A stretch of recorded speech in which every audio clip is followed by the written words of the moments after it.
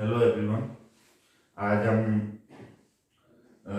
हमने फिजिक्स में ऑप्टिक्स की कुछ क्लास कर ली थी। इसके आगे की आज हम क्लास करते हैं।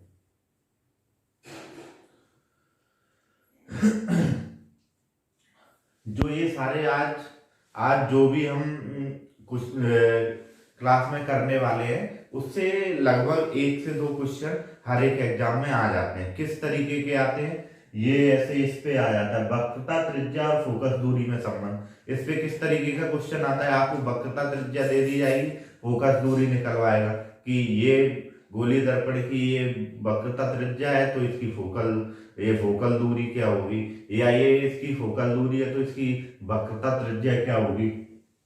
ऐसे दर्पण सूत्र में 2 वैल्यू दे देगा, तीसरी पूछ लेगा। प्रकाश का अपवर्तन, इसमें भी सघन माध्यम, विरल माध्यम यानी रेयर और डेंसर माध्यम के क्वेश्चन पूछ लिए जाते हैं। इसके अलावा ये आते हैं पूर्ण आंतरिक परावर्तन, टोटल रिफ्लेक्शन वाला, इसमें भी क्वेश्चन पूछ लेता है। प्रकाश तंतु यानी कि फाइबर ऑप्टिक्स, इसमें भी आपसे क्वेश्चन पूछ लेता है। तो ये जो आज के जो भी हमारे टॉपिक हैं, इसमें क्वेश्चन आने के चांसेस बहुत ज्यादा है। इस टॉपिक से 1 से 2 क्वेश्चन आ जाते हैं हर एक एग्जाम में। चलो हम स्टार्ट करते हैं। वक्रता त्रिज्या और फोकस दूरी में क्या संबंध होता है? वक्रता त्रिज्या और फोकस दूरी में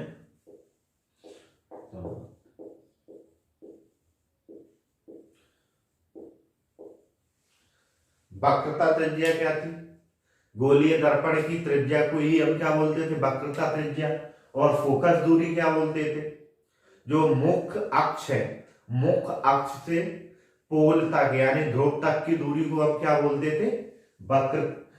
फोकस दूरी बोलते थे। मुख्य जो फोकस था, मुख्य फोकस से लेके जो ध्रुव तक की दूरी थी वो क्या थी? हमारी फोकस दूरी थी। और वक्रता त्रिज्या जो गोलीय दर्पण की त्रिज्या होती है उसी को हम वक्रता त्रिज्या कहते हैं। वक्रता त्रिज्या को हम वक्रता त्रिज्या को हम क्या लिखते हैं? आर। और फोकस दूरी को हम क्या लिखते हैं? Small F. तो इन दोनों में क्या संबंध होता है?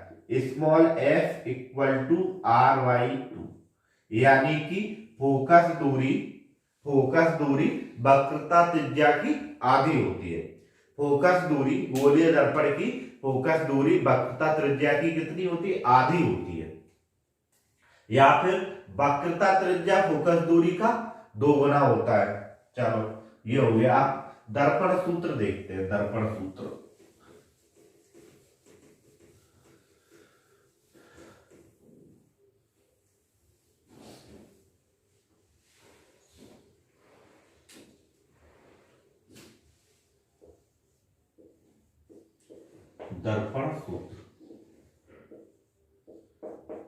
दर्पण सूत्र क्या होता है?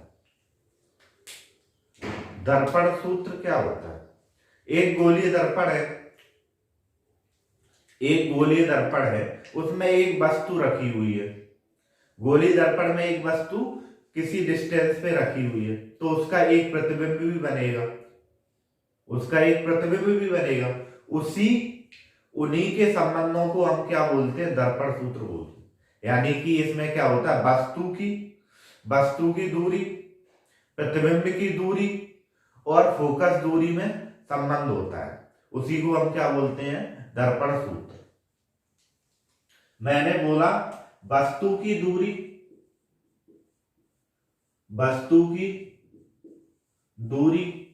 u है,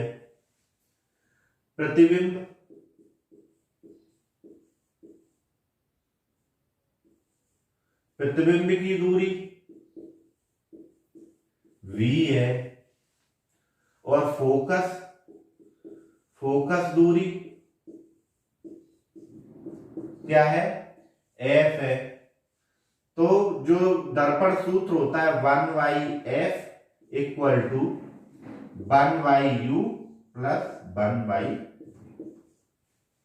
ये हमारा क्या होता है, दर्पण सूत्र होता है। इसे हम क्या बोलते हैं, दर्पण सूत्र।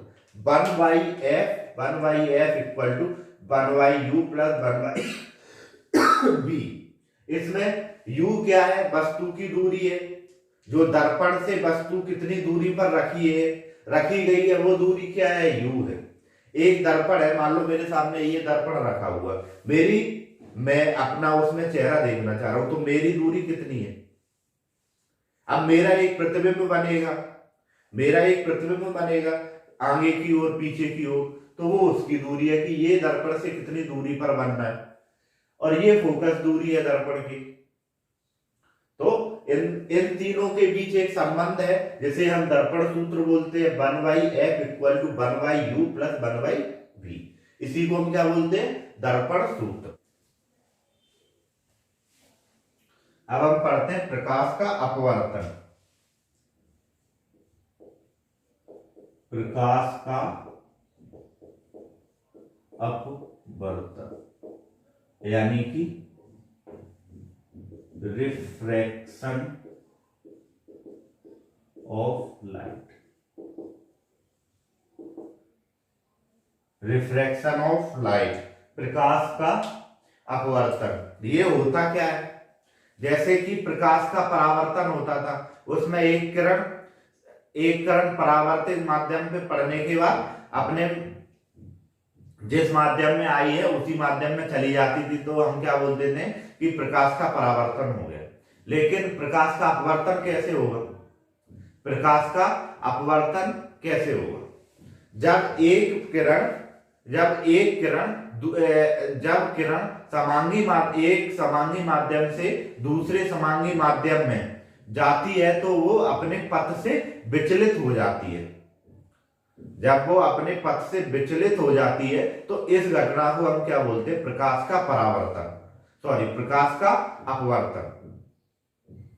जब एक किरण एक समांगी माध्यम से दूसरे समांगी माध्यम में जाती है तो वो अपने पथ से विचलित हो जाती है, इसे हम क्या बोलते, इस परिघटना को हम बोलते हैं प्रकाश का अपवर्तन। देखो कैसे,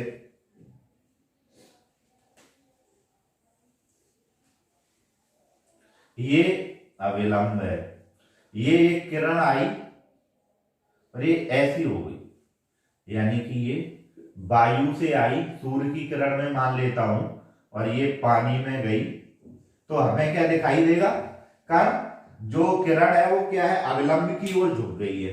जो किरण है वो क्या है, अविलंब की ओर झुक गई है।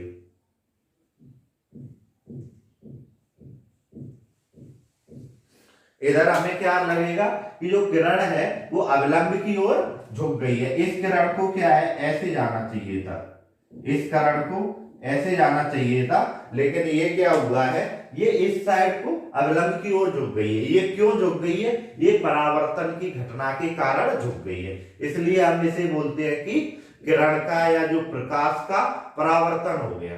क्यों हो गया भाई, ये वायु कौन सा है, गड़ल माध्यम है, और पानी कौन सा है, सघन माध्यम है। ये एक समांगी माध्यम से दूसरे समांगी माध्यम में आई तो इसका जो पथ है वो पथ से अपने विचलित हो गई है। इस घटना को हम क्या बोलेंगे, प्रकाश का परावर्तन हो गया। ठीक, ये प्रकाश का परावर्तन हो गया। अब इसमें ये वाली किरण, ये जो किरण आ रही है इसे हम क्या बोलते हैं, आपतित किरण, इंसिडेंट रे। ये कौन सा कोण है जो अविलंब और आपतित किरण के बीच में बनना है, ये इंसिडेंट एंगल है, यानी कि आपतित कोण है। ये कौन सी किरण है, अपवर्तित किरण है, यानी ये अपवर्तन के बाद ही बनी है, तो ये कौन सी है, अपवर्तित किरण है। इसके अपवर्तित किरण और अविलंब के बीच बनने वाला कोण कौन सा है, अपवर्तित कोण है, जिसे हम रिफ्लेक्टिव एंगल कहते हैं। ठीक है, ये हो गया, ये क्या हो गया, ये एक हो गया।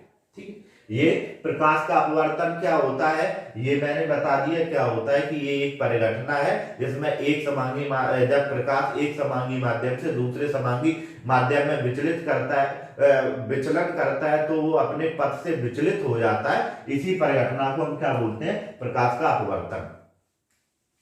ठीक है। अब माध्यम के प्रकार, माध्यम कितने माध्यम होते हैं प्रकाश के? प्रकाश दो माध्यम का हो, प्रकाश के दो माध्यम होते हैं। एक होता है माध्यम, माध्यम के प्रकार कौन कौन से होते हैं? एक होता है सघन माध्यम, एक होता है विरल माध्यम, एक होता है विरल माध्यम और एक होता है सघन। सघन और विरल। विरल कौन सा होता है? इसमें प्रकाश का जो घनत्व है, इसमें प्रकाश का घनत्व कम होता है। इसमें क्या होता है? प्रकाश का घनत्व कम होता है। इसमें प्रकाश का घनत्व तुलनात्मक रूप से कम होता है। किसके? सघन माध्यम के।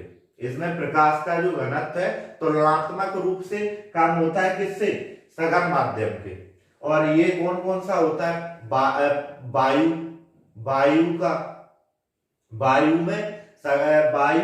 वायु किसके कंपैरिजन में? पानी के, यानी कि वाटर के कंपैरिजन में सघन माध्यम, वो विरल माध्यम है। और कांच के कंपैरिजन में पानी कैसा माध्यम है? विरल माध्यम है। अब सघन माध्यम क्या होता है? सघन माध्यम प्रकाश का घनत्व तुलनात्मक रूप में इसमें विरल माध्यम से ज्यादा होता है। जैसे पानी है वो वायु से सघन माध्यम है। पानी जो है वो क्या है? वायु से सघन माध्यम है। ऐसे ही कांच पानी से सघन माध्यम है। ऐसे ही कांच क्या है? पानी से सघन माध्यम है। तो विरल माध्यम और सघन माध्यम, इसमें जो प्रकाश घनत्व है वो क्या होता है? कम होता है। और इसमें प्रकाश का घनत्व तुलनात्मक रूप से ज्यादा होता है। सरल माध्यम और विरल माध्यम। अब अपवर्तन के नियम,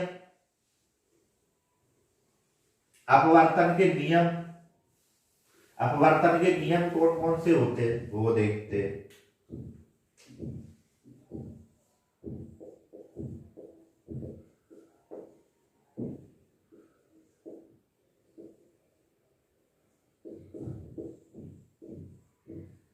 अपवर्तन के नियम, इसका पहला नियम क्या होता है? आपतित किरण, अपवर्तित किरण और अभिलंब एक ही पृष्ठ पर होने चाहिए। जो आपतित किरण है जो आ रही है, और जो अपवर्तन के बाद आपतित किरण है और जो अभिलंब है वो एक ही पृष्ठ पर होने चाहिए। और जो दूसरा क्या नियम है? दूसरा नियम है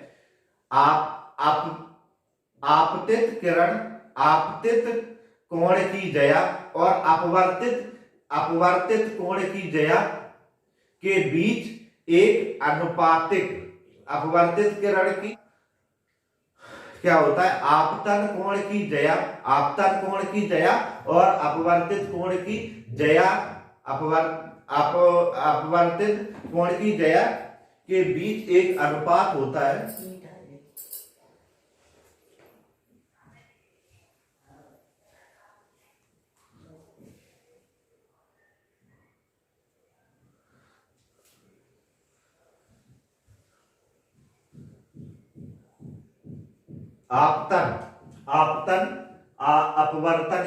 अपवर्तन के नियम हम पढ़ते हैं।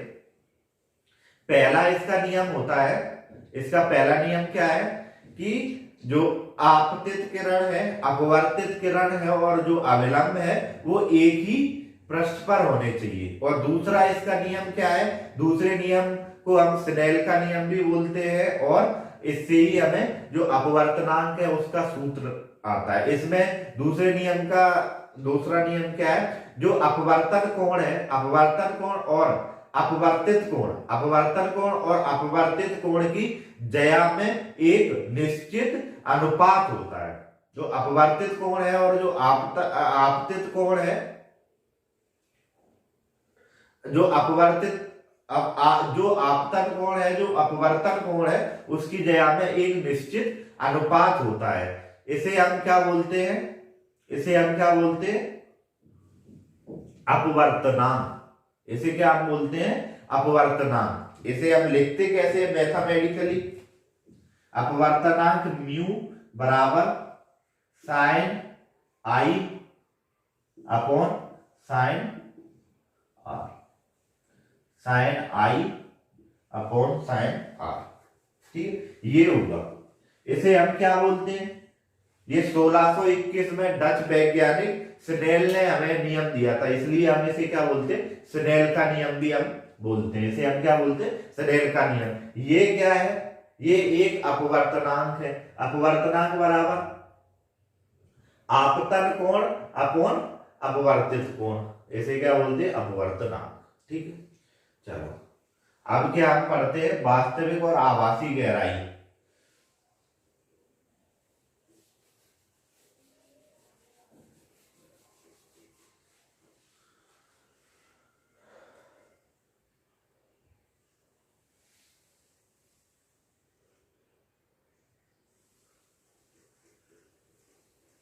प्रकाश का सघन से विरल, प्रकाश का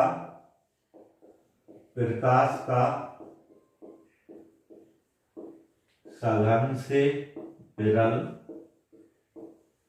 और विरल से सघन, विरल से सघन माध्यम में प्रवेश। ये घटनाएं क्या होती हैं? ये घटनाएं क्या होती है? ये सघन से विरल और ये विरल से सघन। ठीक है, ये घटनाएं क्या होती है? सघन माध्यम कौन सा होता है? ये कंपैरिजन में होता है। यदि मैं सघन माध्यम को पानी के कंपैरिजन में मैं वायु को बोलूंगा तो क्या बोलूंगा? मैं पानी सघन है और वायु क्या है? विरल है। ऐसे विरल माध्यम कौन सा होगा? जब मैं वायु के कंपैरिजन में पानी को बोलूंगा तो मैं बोलूंगा वायु विरल है और जो पानी है वो सघन है। अब यहाँ पे हम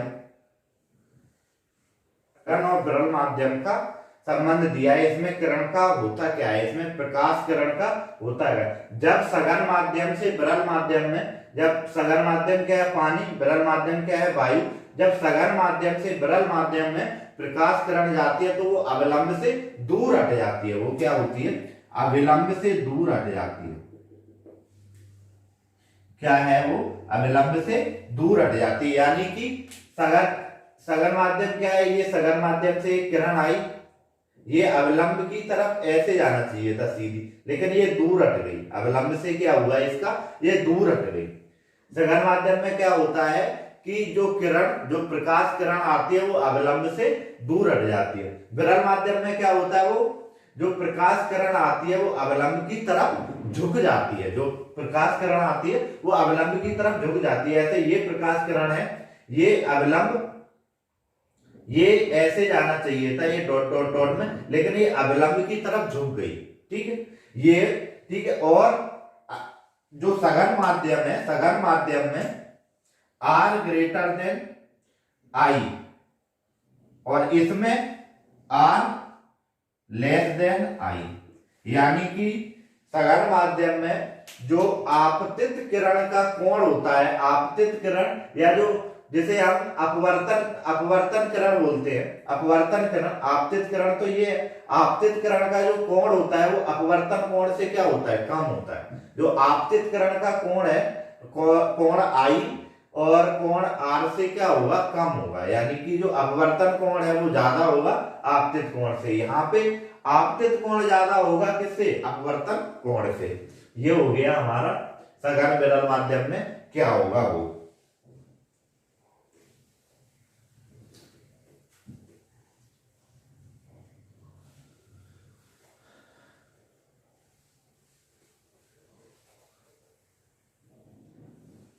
अब वास्तविक और आभासी गहराई।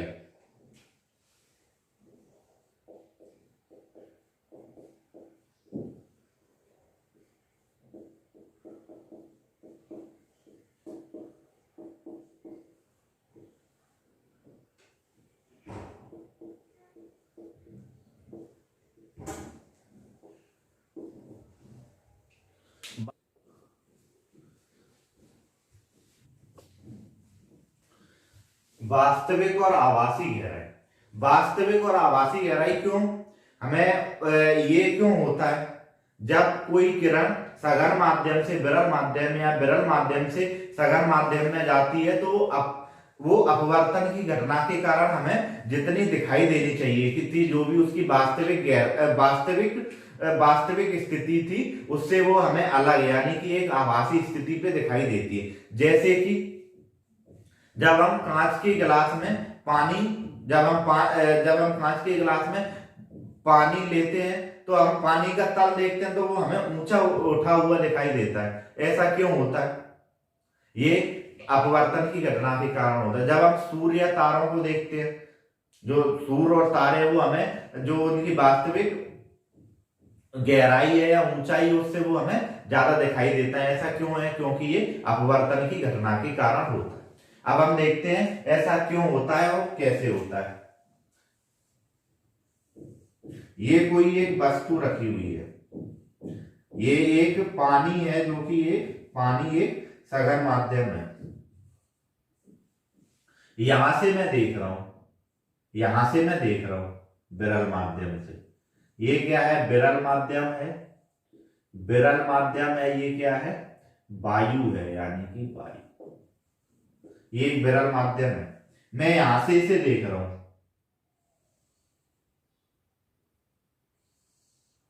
ठीक है। ये यहां से मैं देख रहा हूं तो मुझे ये यहां दिखाई देनी चाहिए, लेकिन एक्चुअली ये मुझे यहां ना दिखाई देकर ये हमें यहां दिखाई देती है, यानी कि ये थोड़ी ऊपर उठी हुई हमें दिखाई देती है।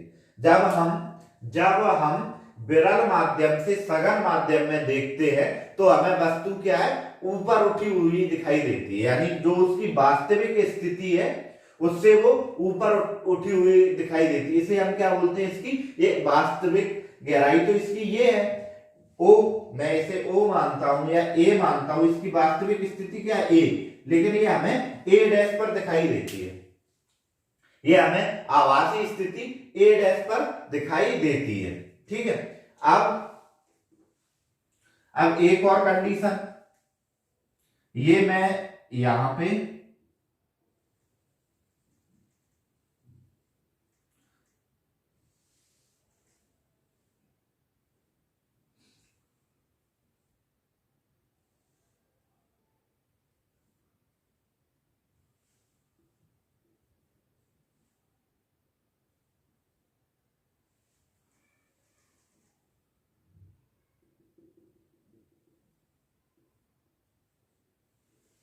जब मैं ये सघन माध्यम है, ये विरल। जब मैं सघन माध्यम से ये मेरी वस्तु है, ये इधर पे दिखाई देगी। जब मैं सघन माध्यम से देखता हूं तो वस्तु हमें दूर दिखाई देती है, यानी कि वो अविलंब से दूर हट जाती है, यानी कि हमें क्या दिखाई देती है, वो हमें दूर दिखाई देती है। इसकी वास्तविक स्थिति है ये होनी चाहिए थी, लेकिन ये हमें आभासी स्थिति इस पे दिखाई दे रही है। इसे मैं मान लेता हूं ये बी है और ये बी डैश है, यानी मुझे बी पर दिखाई देनी चाहिए थी, लेकिन वो हमें दिखाई कहां पे दे रही है, बी डैश पे दिखाई दे रही है। ये हो गया इसकी वास्तविक स्थिति। और आभासी स्थिति हमें क्यों दिखाई देती है, क्योंकि इनके माध्यम चेंज हो गए। जब भी माध्यम चेंज होता है, एक माध्यम से दूसरे माध्यम में प्रकाश की किरण जाती है तो वो क्या होती है, अपवर्तन के कारण या तो दूर हट जाएगी अविलंब से, या तो दूर हट जाएगी या अविलंब की ओर झुक जाएगी। इस कारण से ये होता है। अब हम पढ़ते हैं पूर्ण आंतरिक परावर्तन। पूर्ण आंतरिक परावर्तन क्या होता है,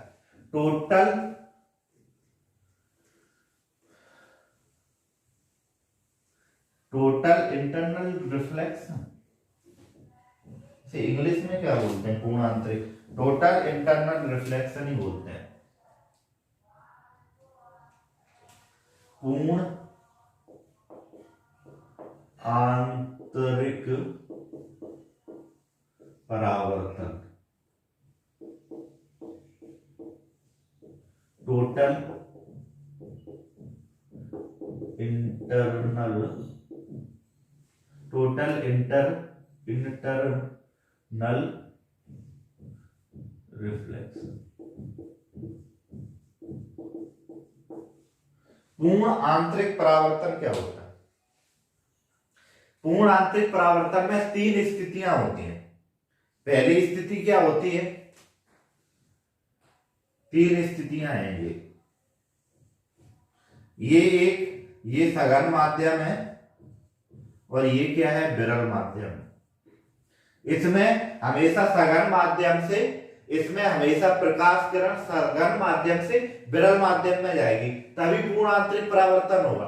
विरल माध्यम से सघन माध्यम में जब प्रकाश की किरण आएगी तो पूर्ण आंतरिक परावर्तन नहीं होगा। पूर्ण आंतरिक परावर्तन होने के लिए सबसे फर्स्ट कंडीशन क्या है कि जो भी प्रकाश की किरण है उसे सघन माध्यम से विरल माध्यम में जाना चाहिए। ठीक है, ये किरण है, ये सघन माध्यम से, ये किरण है,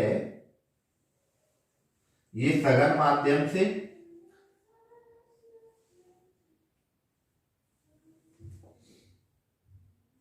विरल माध्यम में जानी चाहिए, लेकिन ये ऐसी जानी चाहिए। लेकिन क्या ये होता है कि ये ऐसी जाती है, ये अविलंब से दूर हट जाती है। जो अविलंब है, ये अविलंब है, इससे ये क्या है? दूर हट जाती है।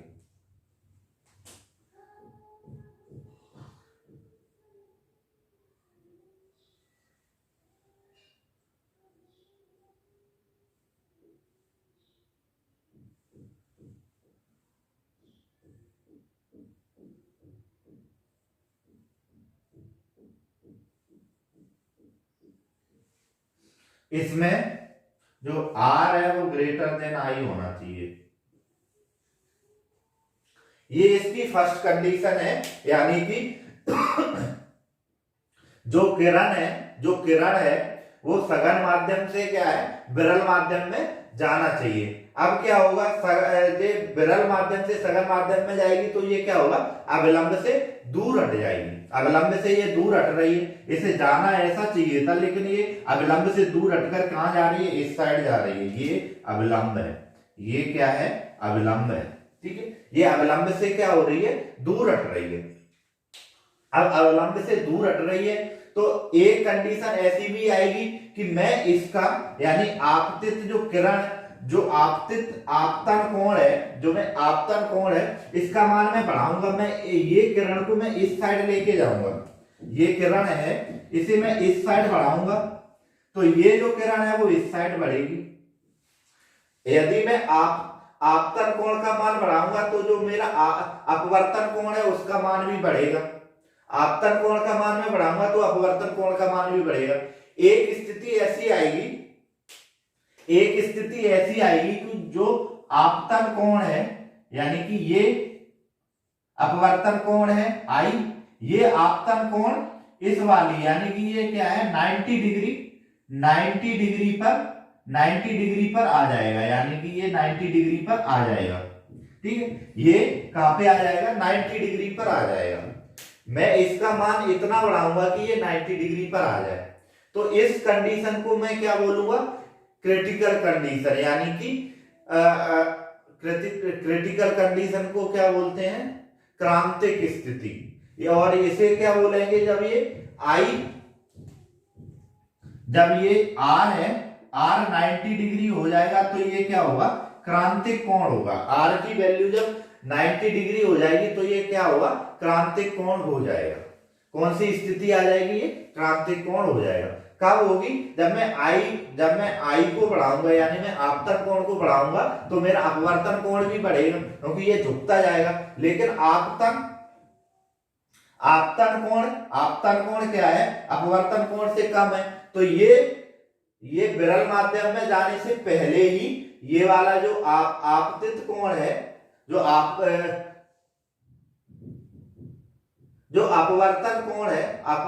कोण है, ये क्या? 90 डिग्री हो जाएगा।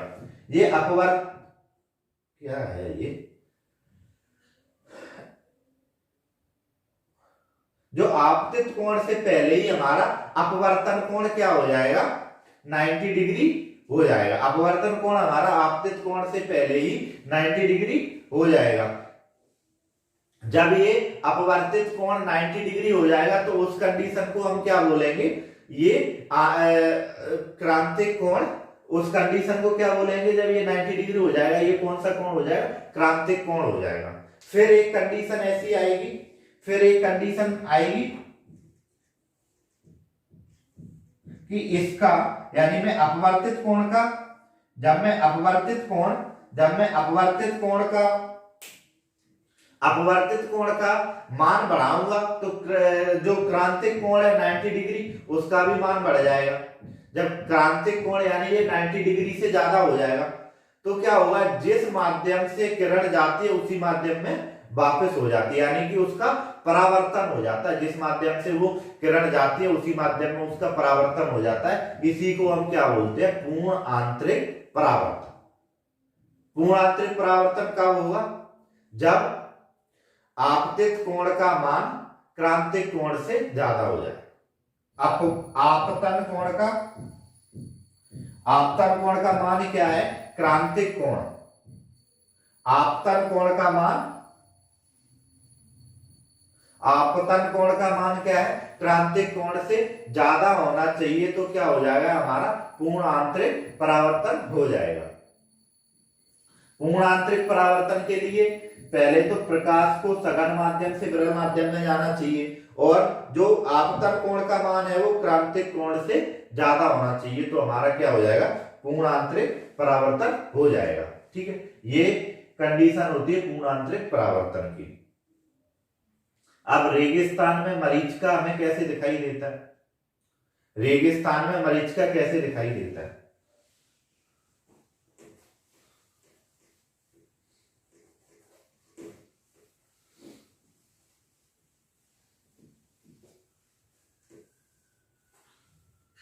रेगिस्तान में मरीचिका हमें कब दिखाई देता है, जब गर्मियां होती हैं तो जो रेगिस्तान है वो क्या, नीचे सतह से गर्म होता है। जब वो सतह से गर्म होगा तो जो नीचे की वायु है वो ऊपर जाएगी, या जो नीचे की वायु है वो क्या होगी, विरल माध्यम की तरह कार्य करेगी, और जो ऊपर की वायु है वो क्या, सघन माध्यम की तरह कार्य करेगी। जब हम सघन माध्यम से विरल माध्यम में देखेंगे तो हमारा पूर्ण आंतरिक परावर्तन हो जाएगा। पूर्ण आंतरिक परावर्तन हो जाएगा तो जो रेगिस्तान में पेड़ पौधे लगे हुए दिखाई देंगे तो वो उनकी हमें छाया नीचे की ओर दिखाई देगी, जिससे हमें क्या लगेगा कि यहाँ पे पानी है, तो हम वहां पहुंचेंगे लेकिन हमें वहां पे क्या, पानी नहीं मिलेगा। ये क्यों होता है, ये पूर्ण आंतरिक परावर्तन की कारण होता है। प्रकाश तंतु क्या होता है, प्रकाश तंतु, फाइबर ऑप्टिक्स क्या होता है। फाइबर ऑप्टिक्स अभी लेटेस्ट यानी कि नए तरीके का सिग्नलिंग एक तार है, सिग्नल भेजने का तार है। इसमें क्या, इसमें कौन सा नियम लागू होता है, इसमें पूर्ण आंतरिक परावर्तन के नियम पे ये कार्य करता है। ये क्या करता है, पूर्ण आंतरिक परावर्तन के नियम पर कार्य करता है, और इसमें जो सिग्नल भेजा जाता है उसका कोई लॉस नहीं होता, यानी उसका क्षय नहीं होता है। जितनी स्ट्रॉन्ग सिग्नल ये सेंडिंग एंड पर रहता है उतना ही स्ट्रॉन्ग सिग्नल ये क्या है, रिसीविंग एंड पर हमें प्राप्त होता है। इसलिए हम प्रकाश तंतु या फाइबर ऑप्टिक्स का यूज करते हैं। चलो आज की क्लास यहीं तक रखते हैं। अगर क्लास अच्छी लगी हो तो लाइक शेयर और चैनल को सब्सक्राइब करें। Thank you very much.